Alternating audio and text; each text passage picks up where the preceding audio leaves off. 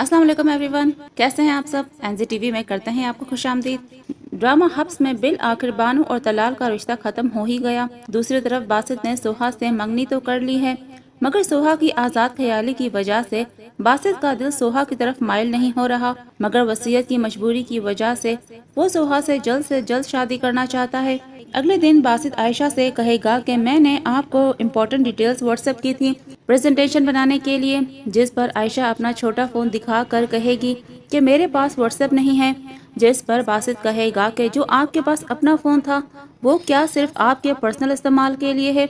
जिस पर आयशा कहेगी कि पैसों की ज़रूरत थी जिसकी वजह से मुझे अपना फ़ोन बेचना पड़ा।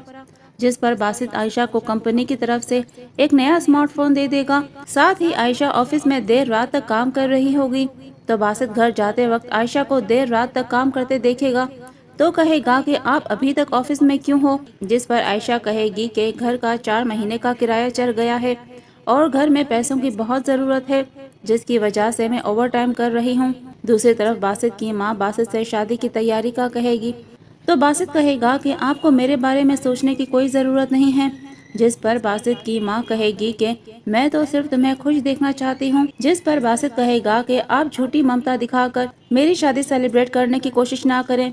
मेरी शादी मेरे बाबा की ख्वाहिश थी और ये मैं सिर्फ उनके लिए कर रहा हूँ, आपके लिए नहीं। मगर सोहा फौरन शादी करने से इनकार कर देगी।